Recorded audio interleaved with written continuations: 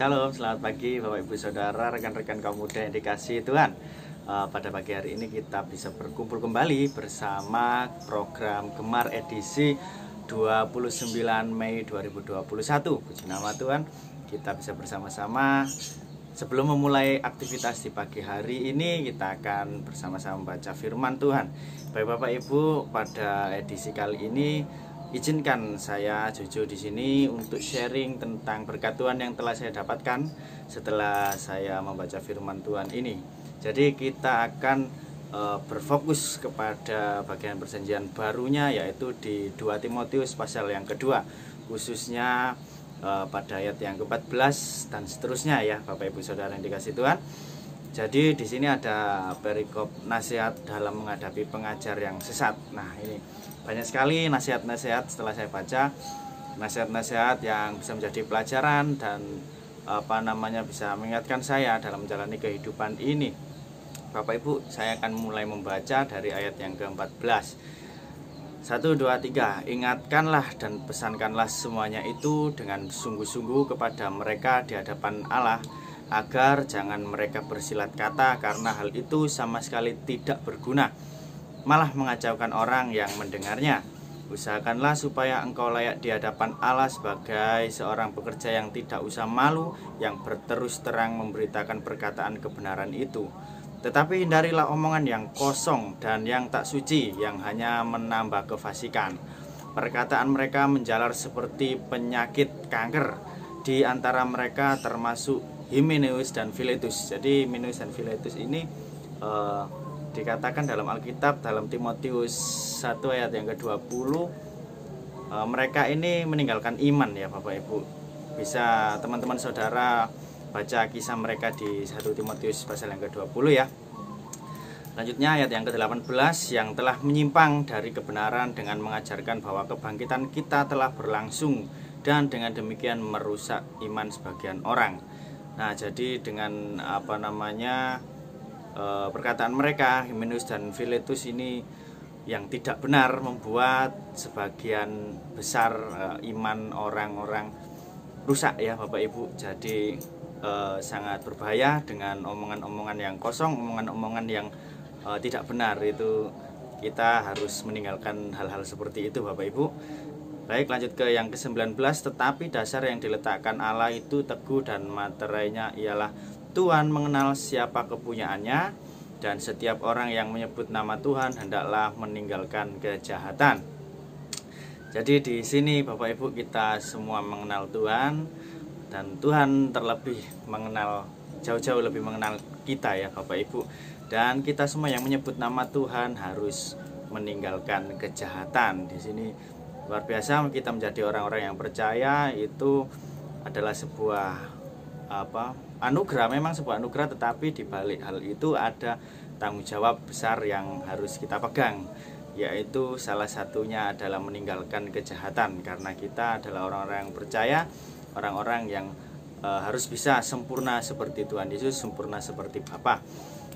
Baik, ayat yang ke-20, dalam rumah yang besar bukan hanya terdapat perabot dari emas dan perak, melainkan juga dari kayu dan tanah.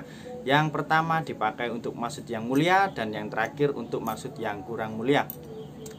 Dikatakan bahwa bukan hanya terdapat perabot dari emas dan perak, itu yang pertama, melainkan juga dari kayu dan tanah, itu yang terakhir.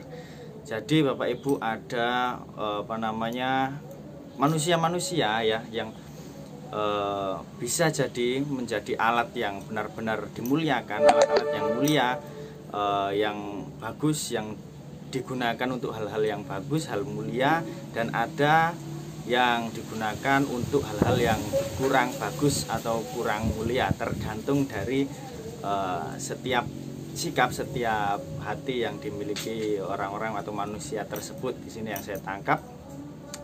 Jadi jika orang ini ayat yang ke-21, jika orang menyucikan dirinya dari hal-hal yang jahat, ia akan menjadi perabot untuk maksud yang mulia. Ia dikuduskan, dipandang layak untuk dipakai tuannya, dan disediakan untuk setiap pekerjaan yang mulia.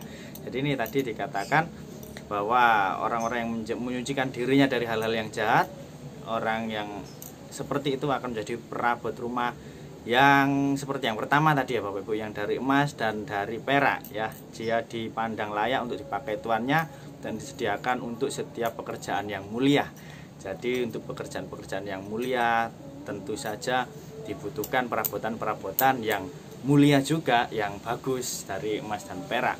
Nah, seperti halnya manusia akan digunakan, akan dipakai Tuhan untuk hal-hal yang mulia. Jika manusia itu bisa melayakkan dirinya, tentu saja melalui hati setiap orang masing-masing. Dan setiap perbuatan, setiap perkataan yang diucapkan itu akan mempengaruhi apakah seorang itu akan dijadikan akan dipakai Tuhan untuk sesuatu yang mulia ataupun tidak Bapak Ibu. Nah, jadi semua itu tergantung dari diri kita masing-masing. Jika bisa kita semua saling bertanggung jawab atas hal-hal, atas apapun yang kita lakukan di dunia ini, sehingga kita bisa dipakai Tuhan untuk menjadi alat yang mulia Bapak Ibu Saudara yang dikasihi Tuhan. Nah, selanjutnya di ayat yang ke-22, sebab itu jauhilah nafsu orang muda, kejarlah keadilan, kesetiaan, kasih dan damai bersama-sama dengan mereka yang berseru kepada Tuhan dengan hati yang murni. Nah, di sini jauhilah nafsu orang muda. Ada orang mudanya Bapak Ibu Saudara, karena orang muda ini yang selalu biasanya menggebu-gebu darah muda ini Bapak Ibu. Jadi di sini jauhilah nafsu orang muda. Ini dikatakan nafsu orang muda, yang saya tangkap adalah banyak hal ya Bapak Ibu. Jadi secara umum, entah itu melakukan hal-hal yang sebenarnya itu Bapak Ibu kurang berkenan, tetapi karena jiwa mudanya itu dia melakukan hal-hal seperti banyak hal, yaitu mungkin saja hal yang kurang baik, hal-hal yang menyimpang. Dan jadi di sini katakan nafsu orang muda itu, yang saya tangkap itu secara umum ya Bapak Ibu, banyak hal ya yang bisa dikatakan seperti nafsu orang muda, sesuatu yang menggebu-gebu, yang berlebihan, yang kurang baik, kurang pada tempatnya, dan tidak bisa menguasai diri, tidak bisa mengontrol diri dalam hal apapun Bapak Ibu. Nah, di sini yang saya tangkap yaitu jauhilah nafsu orang muda, lalu kejarlah keadilan, kesetiaan, kasih dan damai bersama-sama dengan mereka yang berseru kepada Tuhan dengan hati yang murni. Jadi menjauhi nafsu orang muda, tetapi kita harus mengejar keadilan, kesetiaan, kasih dan damai bersama-sama dengan orang-orang yang berseru kepada Tuhan dengan hati yang murni Bapak Ibu. Nah, ini bersama-sama ini ya Bapak Ibu. Jadi kita juga tidak boleh meninggalkan komunitas-komunitas yang baik, komunitas-komunitas yang bersama-sama dengan hati yang murni, yang berseru kepada Tuhan. Salah satunya adalah komunitas atau bergereja atau program-program gemar seperti ini ya Bapak Ibu, yang dilakukan bersama-sama, yang bisa menjadi berkat bagi sesama, saling sharing, saling belajar bersama-sama. Tentu saja untuk menjadikan sesama kita menjadi lebih baik lagi bersama-sama Bapak Ibu. Selanjutnya ada ayat yang ke-23, yaitu hindarilah soal-soal yang dicari-cari, yang bodoh dan tidak layak. Engkau tahu bahwa soal-soal itu menimbulkan pertengkaran. Nah, selanjutnya 24, sedangkan seorang hamba Tuhan tidak boleh bertengkar, tetapi harus ramah terhadap semua orang. Ia harus cakap, mengajar, dan sabar.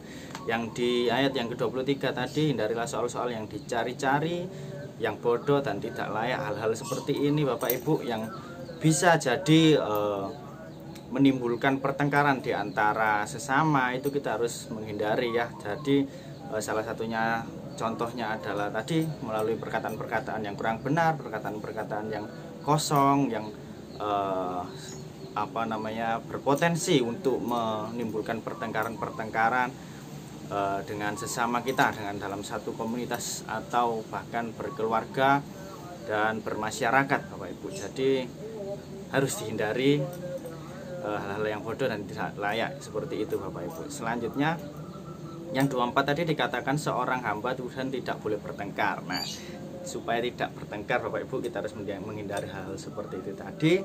Tapi harus ramah terhadap semua orang, harus cakap, mengajar, dan sabar. Ini sebagai orang Kristen, sabar dan cakap ramah kepada sesama itu adalah sebuah karakter ya. Jadi karakter yang harus dimiliki oleh orang-orang Kristen, orang-orang percaya, anak-anak Tuhan, supaya bisa mencerminkan pada sesama, bahkan kita bisa menunjukkan kepada orang-orang lain atau aspek keluar, supaya Bapak Ibu semua orang bisa mengenal dan mengerti bagaimana Tuhan Yesus yang sebenarnya, seperti itu Bapak Ibu. Jadi di ayat selanjutnya yang ke-25, dan dengan lemah lembut dapat menuntun orang yang suka melawan, sebab mungkin Tuhan memberikan kesempatan kepada mereka untuk bertobat dan memimpin mereka sehingga mereka mengenal kebenaran. Ini yang saya katakan tadi, orang-orang yang sabar, orang-orang yang cakap mengajar, orang-orang yang ramah bisa membuat atau menuntun orang lain,